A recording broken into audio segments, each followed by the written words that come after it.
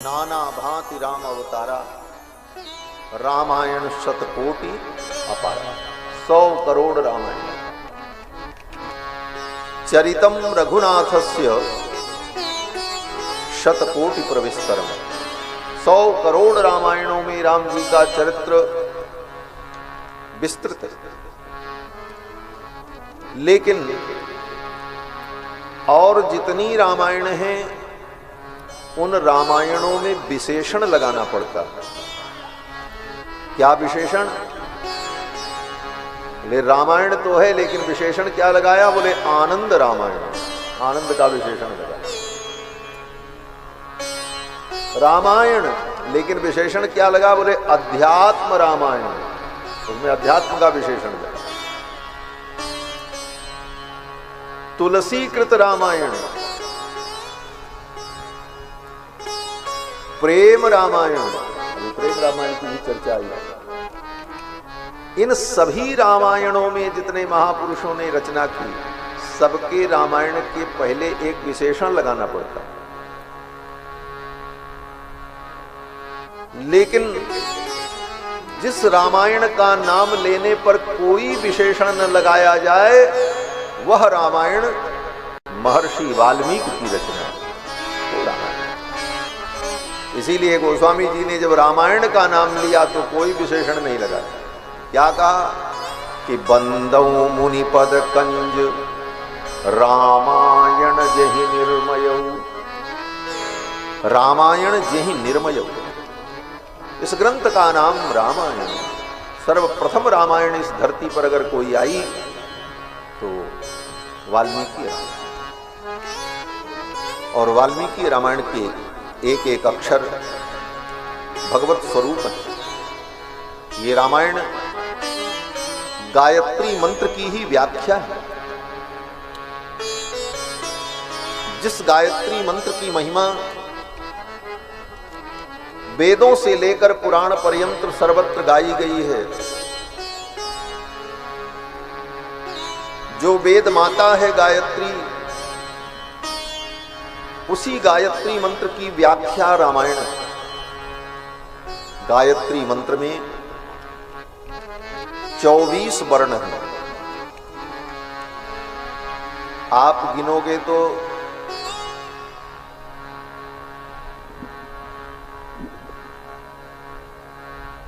आपको ज्यादा मिलेगा, 27-28 गिन डालोगे,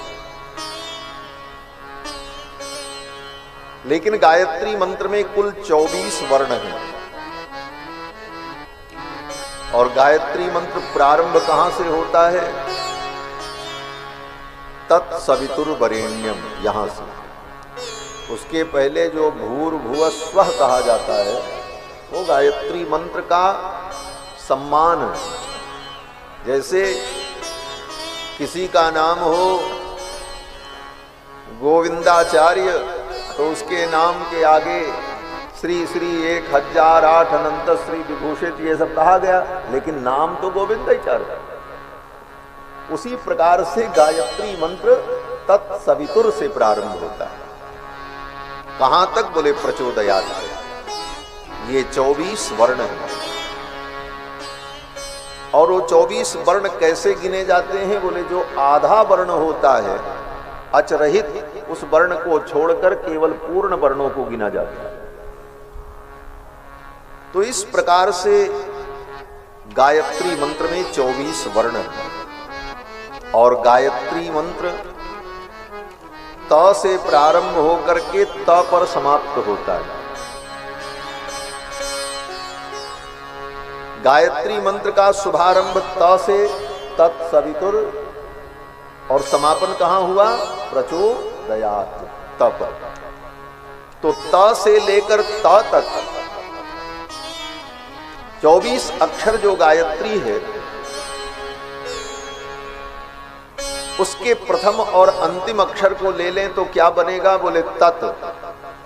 शुरू का त और अंतिम का त, तो क्या हुआ? बोले तत्। तत् माने परमात्मा। ये तत् शब्द जो भगवान का नाम है, तत् का मतलब तकार से प्रारंभ करके तकार पर्यंत जो गायत्री मंत्र है, उस गायत्री मंत्र का जो प्रतिपाद्य तत्व है, वह तत्व कौन है? बोले वही तत्व।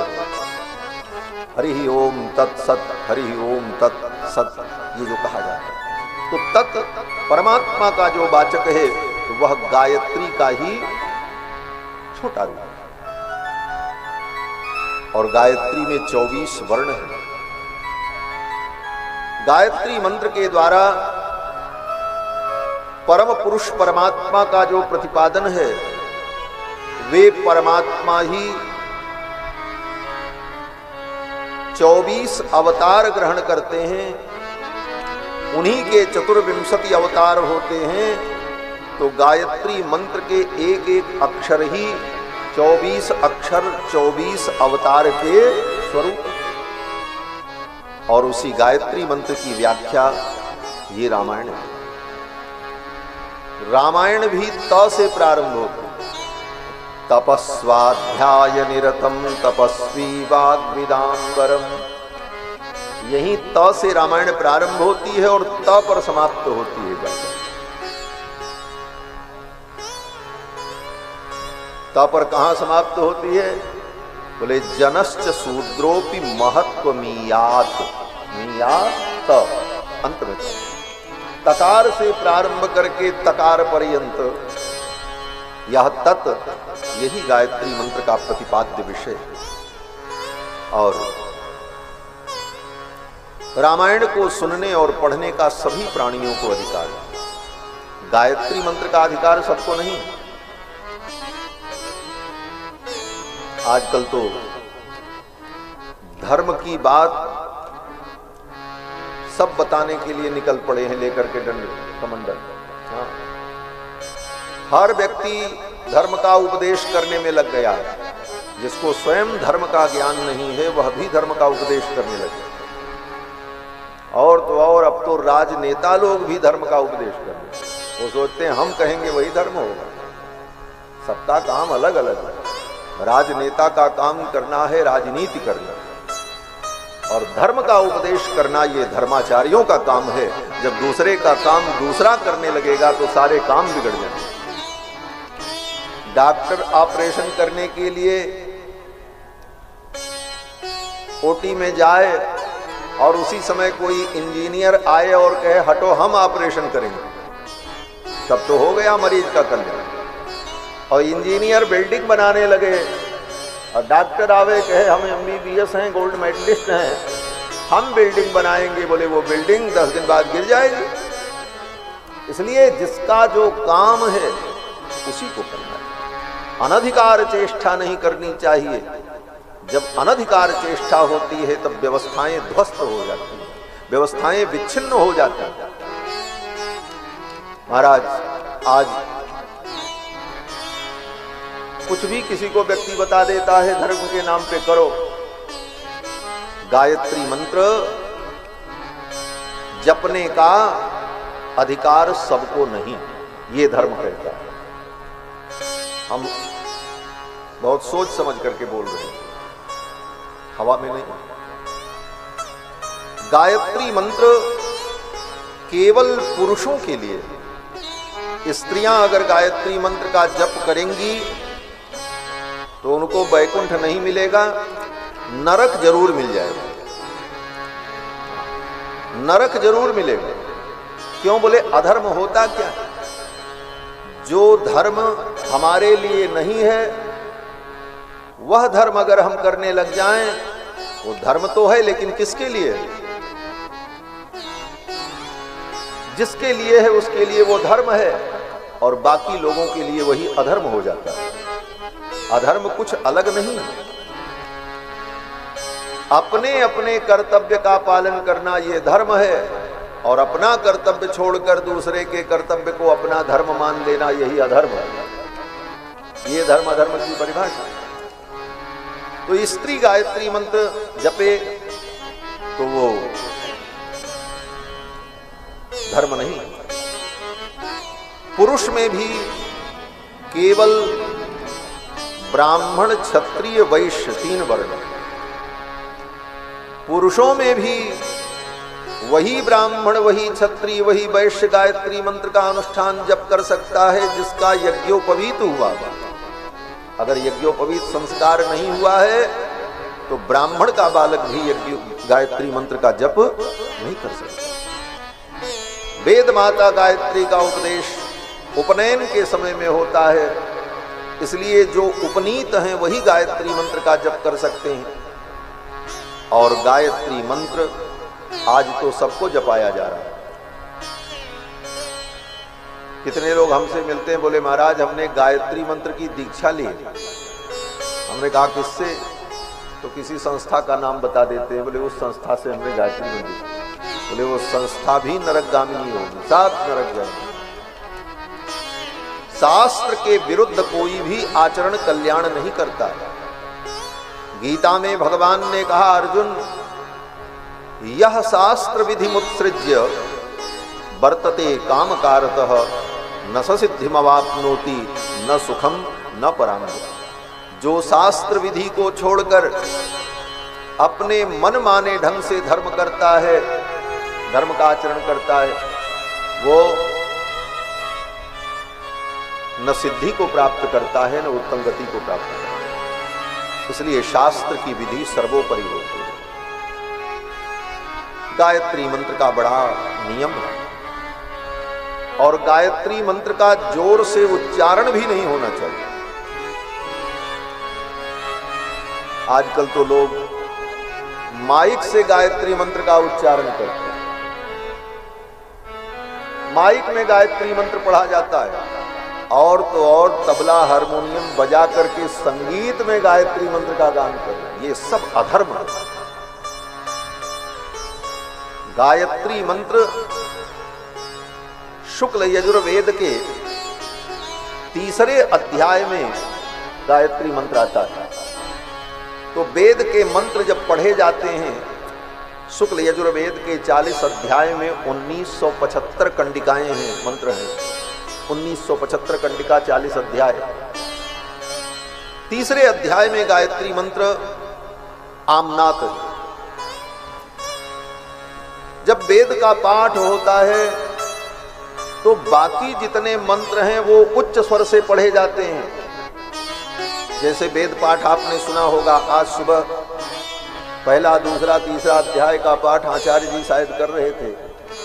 हमारी नींद 4 बजे खुली तो मैं सुन रहा था। खेत तोड़ जेत्वा वायवस्तो वायवस्थ देवो वस्विता प्रार्थयतु श्रेष्ठतमाय कर्मण आप्या यद्धमज्ञा इंद्राय भागम प्रजावती रनमीवाय क्षमामावस्तेन ईशतमागसद्गुंसो ध्रुवा अस्मिन् गोपतौ स्यात् बहवीर जजमानस्य पशून् पाहि। इन सारे मंत्रों का पाठ चल रहा था और मैं नींद तो खुल गई थी 4-5 बजे और बिस्तर पर पड़े पड़े उन मंत्रों का चिंतन हो रहा था, क्योंकि कान में शब्द आ रहे। तो जब वेद के उन मंत्रों को पढ़ा जाता है तो सारे मंत्रों को उच्च स्वर से पढ़ा जाता है। लेकिन जब तीसरे अध्याय में गायत्री मंत्र आता है तो वहां पर वेद पाठ करते समय चुप हो जाया जाता है और मन ही मन मंत्र को पढ़ करके आगे निकल जाया जाता है। तब आगे वाले मंत्र को फिर जोर से पढ़ा जाता है। ये परंपरा है सनातन धर्म। गायत्री मंत्र का उच्चारण करते समय दांत भी नहीं दिखना चाहिए। महर्षि याज्ञवल्क्य अपनी स्मृति में कहते हैं, दंतान नैव प्रकाशयेत। गायत्री मंत्र का जब जप करे तो दांत भी दिखाई न पड़े, दोनों ओंठ सटे रहें और मन ही मन भीतर मंत्र चलता रहे। ये गायत्री है। और उस गायत्री को सड़क के किनारे माइक में बजाया जा रहा है। ढोल तबला बजा करके गायत्री मंत्र का बाजारीकरण किया जा रहा है।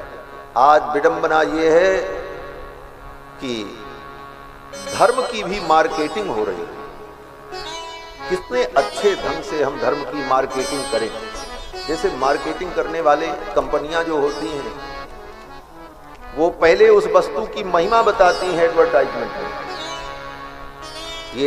ये कमाल करेगी, इस वस्तु का ये महत्व है, इसको ऐसे कर लिया जाए तो ये हो जाएगा।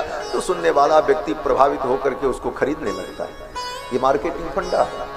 उसी तरह धर्म को भी बाजारू वस्तु बनाने के चक्कर में अपने स्वार्थ के लिए लोगों ने धर्म के प्रमुख मान बिंदुओं की मार्केटिंग प्रारंभ की। आज सवेरे से शाम तक टीवी पर, सोशल मीडिया पर, यूट्यूब पर क्या देखने को मिलता है? एक से एक बैठे हुए महाराज, ये मंत्र ये कर देगा, ये तुम्हारे जीवन को बदल देगा, ये हो जाएगा, और सब केवल मार्केट। बंधुओं, धर्म को बाजारू वस्तु मत बनाओ। ये धर्म परमात्मा का स्वरूप है। रामो विग्रहवान धर्म, राम ही साक्षात धर्म है। लेकिन आज तो राम जी को भी बेचा जा रहा है। अपने लाभ के लिए, स्वार्थ के लिए धर्म को भी भुनाया जाने लगता है। जब तक इन बातों को हम ठीक नहीं समझेंगे, तब तक हमारे सनातन धर्म का ध्वज दोधूयमान नहीं होगा। सनातन धर्म के ध्वज को अगर दोधूयमान करना है, लहराना है, तो सनातन धर्म के सिद्धांतों को हम लोगों को समझना है। तो ये रामायण गायत्री मंत्र की ही व्याख्या है और 24,000 श्लोकों में महर्षि वाल्मीकि ने रामायण का व्याख्यान किया है और भगवान श्री राम के पावन चरित्र को सुनाया। गायत्री मंत्र के प्रतिपाद्य देवता भगवान श्री राम ही। सामान्य व्यक्ति समझता है गायत्री मंत्र माने गायत्री मंत्र की जो देवी हैं उनका ध्यान। देवी तो शक्ति, लेकिन वो शक्ति किसी शक्तिमान के अधीन रहती है। ये नियम हमारे अंदर शक्ति है कि हम 10 किलो का वजन उठा करके उधर फेंक दें, लेकिन हम कहें कि हमारी शक्ति निकल करके जाए और वो 10 किलो का वजन उठा के फेंके, तो शक्ति नहीं जाएगी फेंकने, हमको जाना पड़ेगा, तब वो शक्ति काम करेगी। शक्ति से ही कार्य होता है, लेकिन शक्ति शक्तिमान के अधीन रहती है। बिना शक्तिमान के शक्ति का कार्य नहीं हो सकता। कोई कहे हमारे अंदर शक्ति है ये काम करने की, हमारी शक्ति जाए वो काम करके चली आवे, बोले नहीं होगा, आपको ही जाना पड़ेगा। आप जब जाएंगे तो आपके साथ वो शक्ति उस कार्य का प्रतिपादन कर दे।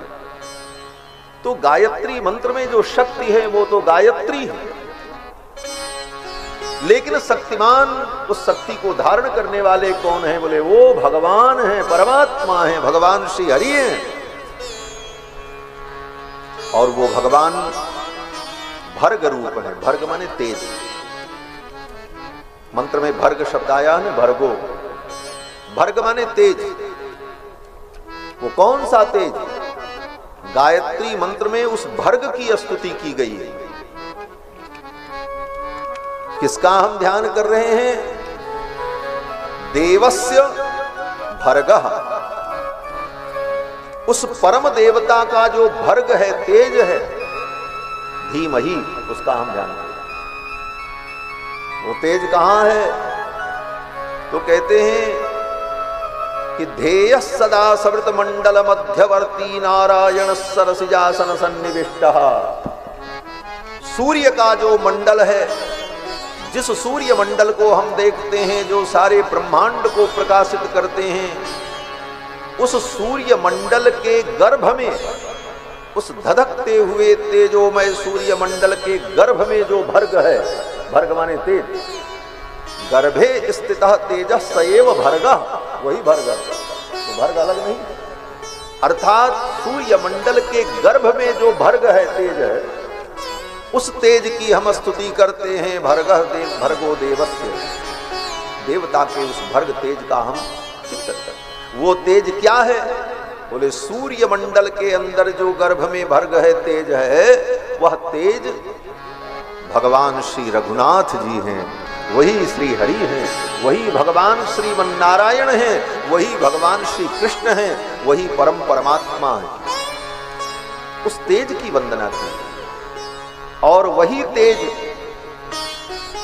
सूर्य भगवान के गर्भ में विद्यमान जो भर्ग है, वह भर्ग तेज जब कौशल्या के गर्भ में आ गया, हमारे गणेश दास जी महाराज आज व्याख्या में कह रहे थे, व्यापक ब्रह्म निरंजन निर्गुण विगत विनोद सो अज प्रेम भगति बस कौशल्या के गोद। वह जो तेज है सूर्य भगवान के अंदर, वही तेज मां कौशल्या के गर्भ में आया। सूर्य वंश में ही भगवान प्रकट हो रहे हैं, और भगवान जब प्रकट हुए तो भगवान श्री रघुनाथ ने बड़ी दिव्य लीला की, और उनकी जो शक्ति है वो कौन है बोले वही श्री जानकी जी। जानकी जी ही गायत्री हैं। हाँ, भगवती गायत्री जो उनकी शक्ति है वो कौन है बोले वही सीता जी हैं। क्यों बोले गायत्री मंत्र में यही प्रार्थना की गई कि हमारी बुद्धि को सही दिशा में लगाओ। गायत्री मंत्र में ये नहीं मांगा गया हमको धन दे दो, हमको संपत्ति दे दो, हमको मोक्ष दे दो। गायत्री मंत्र में प्रार्थना ये की गई, धियो योनः प्रचोदयात्। वह परमात्मा, वह शक्ति हमारी धी माने बुद्धि को प्रचोदयात् माने प्रेरित करे। क्यों बोले बुद्धि सही दिशा में काम करेगी तो सब काम हो जाएगा। बुद्धि ठीक रहेगी तो आपको धन भी मिल जाएगा, संपत्ति भी मिल जाएगी, सुख भी मिलेगा, धर्म भी मिलेगा, मोक्ष भी मिलेगा, भगवान भी मिलेंगे। अब बुद्धि बिगड़ गई तो फिर कुछ नहीं मिलेगा। इसलिए भगवान से मांगो तो बुद्धि मांगो। ये मूर्ख लोग मांगते हैं कपड़ा दे दो, धन दे दो, संपत्ति दे दो। बुद्धि मांग लो, बुद्धि से सब कुछ मिल जाएगा। बुद्धि से क्या नहीं हो सकता संसार में, बुद्धि ही तो सब करती है। इसीलिए ऋषियों ने और कुछ नहीं मांगा, यही मांगा कि हे भगवान, हे परमात्मन, हमारी बुद्धि को प्रेरित करो। और बुद्धि को प्रेरित करने वाली भगवान की वो जो शक्ति है, वो शक्ति कौन है बोले वही किशोरी जी। इसीलिए रामायण में गायत्री मंत्र के उसी भाव को गोस्वामी जी ने स्पष्ट किया। जब किशोरी जी की स्तुति करते हैं तो यही प्रार्थना करते हैं, जनक सुता जग जननी जानकी, अतिशय प्रिय करुणा निधान की। जनक सुता जग जननी जानकी, अतिशय प्रिय करुणा निधान। जाके जुग पद कमल मनाओ, जाके जुग पद कमल मनाओ। तासु कृपा निर्मल मति पावो, तासु कृपा निर्मल मति पावो। जनक सुता जग जननी जानकी, अतिशय प्रिय करुणा निधान की। अतिशय प्रिय करुणा निधान की, अतिशय प्रिय करुणा निधान की। ये किशोरी जी की वंदना करते हुए गोस्वामी जी ने गायत्री मंत्र के अर्थ को ही चिंतन किया। क्या चिंतन किया बोले, जासु कृपा निर्मल मति पावो। जब तक गायत्री की कृपा न हो तो निर्मल मति कैसे हो? और वो गायत्री कौन है बोले वही श्री जानकी। और जब शक्ति और शक्तिमान एक साथ रहते हैं तभी कोई कार्य संपादित होता। शक्तिमान कौन बोले, वो टीवी सीरियल वाला शक्तिमान नहीं। बच्चे पहले बहुत शक्तिमान देखते थे, आप लोग भी देखते हैं। हम देखे नहीं, हम सुने, क्योंकि हम भी समाज में रहते हैं, बहुत कुछ सुन सुन करके ज्ञान हो जाता है, पता चल जाता है। तो शक्तिमान भगवान, शक्ति और शक्तिमान का जब संयोग होता है तभी संसार के सारे कार्य संपादित होते हैं। तो राम जी तो अयोध्या में प्रकट हैं और शक्ति कहाँ है बोले मिथिला में। अब दोनों का संयोग हो जाए, विवाह हो जाए, यही प्रसंग चल रहा है। रघुनाथ जी ने धनुष तोड़ दिया, धनुष टूटा। जिस धनुष को बड़े बड़े वीर नहीं उठा पाए, जनक जी ने कहा था इस धनुष को नैतत् सुरगणा सर्वे, इसको देवता नहीं उठा सकते। सा सुरा न च राक्षसाः, असुर और राक्षस भी इस धनुष को नहीं उठा सकते। क्वा गतिर्मानुषाणाम च, मनुष्य की क्या गति है, मनुष्य तो उठा ही नहीं सकता। लेकिन उस धनुष को उठाया किसने? राम जी ने। और उठाया ही नहीं, उस पर डोरी भी चढ़ाई, संधान भी किया, और संधान करते समय इतना खींच दिया कि धनुष टूट भी गया। क्या सिद्ध हुआ इससे? बोले इससे यही सिद्ध हुआ कि राम जी न मनुष्य हैं, न देवता हैं, न गंधर्व हैं, न यक्ष हैं, न किन्नर हैं, न सुर असुर हैं। बोले तब राम जी क्या हैं? बोले इन सब के अलावा जो सबसे बड़ा शक्तिमान है वो राम जी हैं। ये सिद्ध, राम जी न मनुष्य हैं, न देवता हैं, न गंधर्व हैं, न यक्ष हैं, न किन्नर हैं। तो राम जी कौन है? बोले राम जी परब्रह्म परमात्मा, सच्चिदानंद। राम जी ने धनुष तोड़ दिया। कुछ भक्तों ने कहा नहीं नहीं, राम जी को तो धनुष तोड़ना ही नहीं पड़ा। राम जी ने धनुष तोड़ा तब राम जी का पराक्रम। बोले ये बात भी बहुत ज्यादा पच नहीं रही। क्यों? बोले राम जी को तोड़ना पड़े, राम जी साधारण है, वो तो छू दे तो टूट जाएगा महाराज, तोड़ना भी नहीं पड़ेगा, राम जी के छूने से ही टूट जाएगा। ये रहस्य लक्ष्मण जी ने बताया। जब परशुराम जी आए तो लक्ष्मण जी ने यही कहा, छुअत टूट रघुपति ही न दोषो, छुअत टूट रघुपति ही न दोषो, मुनि बिनु काजे करिय कतरोसो, मुनि बिनु काज करिय कतरोसो, मुनि बिनु काज करिय कतरोसो। छुअत टूट रघुपति ही न दोष। राम जी को तो तोड़ना नहीं पड़ा, छूते ही टूट गया। राम जी को तोड़ना पड़ा। और ऐसे भी राम जी तोड़ने का काम करते ही नहीं, राम जी तो जोड़ने का काम करते। तोड़ना भी भगवान ही करने लग जाए तो फिर भगवान कैसे? भगवान तो जोड़ते हैं, तोड़ते नहीं। किसी ने कहा मिथिला में राम जी गए तो वाटिका में फूल तोड़ा, तो तोड़ा तो? बोले तोड़ा नहीं, वहां भी तोड़ा नहीं लिखा है। वाटिका में राम जी फूल लेने गए तो गोस्वामी जी कहते हैं लगे लेन दल मुदित, चहुदिस चितहि पूछ माली कर, चहुदिस चितहि पूछ माली गण, लगे लेन दल फूल मुदित मन, लगे लेन दल फूल मुदित मन। फूल भी नहीं तोड़ते रघुनाथ जी, फूल लेते। ठाकुर तोड़ते नहीं, ठाकुर तो जोड़ते। बोले तो धनुष कैसे टूट गया? बोले राम जी ने छुआ तो धनुष टूट गया। क्यों? बोले पहले से ही उस धनुष को भगवान शंकर ने पढ़ा दिया था। सिखा पढ़ा करके अपने चेले को भगवान शंकर ने पक्का कर दिया था। भगवान शंकर का ही चेला था वो धनुष। तो भगवान शंकर ने उस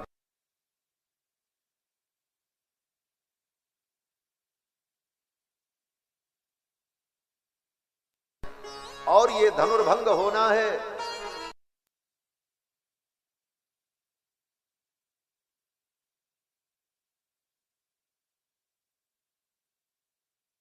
धनुष ने कहा क्या? बोले जैसे राम जी छुए तैसे तुम टूट जाना, अपने आप ही टूट जाना, राम जी को न तोड़ना, राम जी को परिश्रम न करना पड़े। गोस्वामी जी कहते हैं तुलसी सो राम के सरोज पानी परसत ही, तुलसी सो राम के सरोज पानी परसत ही, टूट्यो मानो बारे ते पुरारी ने पढ़ायो। मानो भगवान शंकर ने पहले से उसको पढ़ा करके रखा था कि ठाकुर जी जैसे छुएंगे तुम टूट जाना, धनुष टूट गया। राम जी ने नहीं।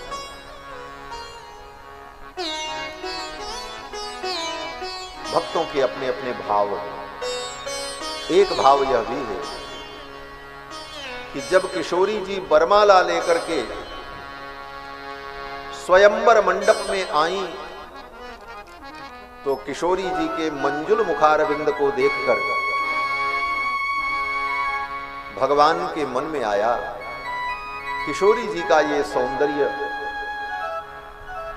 अद्भुत है और भरी सभा में लोग किशोरी जी को देख रहे हैं, तो संसार के प्राणियों की कहीं नजर न लग जाए किशोरी जी।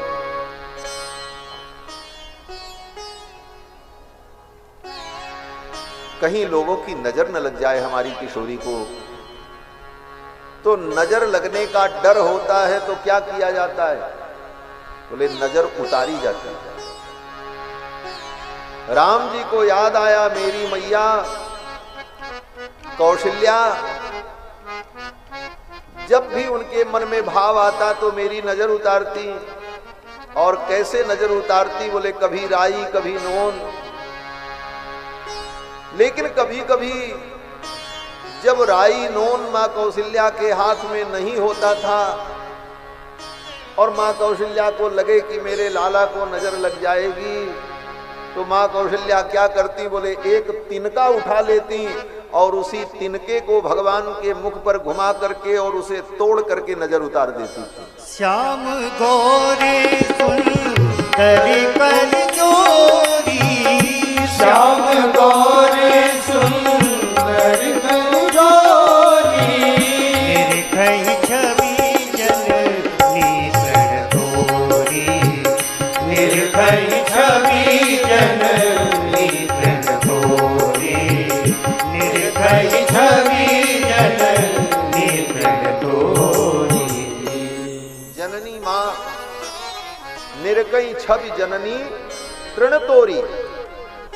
तो राम जी ने सोचा हमको पता नहीं था, नहीं तो हम अयोध्या से राई नोन लेकर के आते।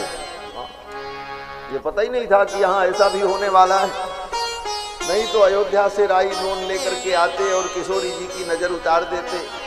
लेकिन अब क्या करें, नजर उतारने के लिए न राई है न नोन है, तो जैसे मैया तिनका तोड़ करके नजर उतारती थी तो मैं भी कोई तिनका ले लूं और किशोरी जी की नजर उतारूं। लेकिन जनक जी के उस दरबार में तिनका कहां मिले? दिव्य दरबार, राज दरबार, वहां कोई कूड़ा कचरा तो है नहीं, तो एक तृण भी राम जी को नहीं मिला।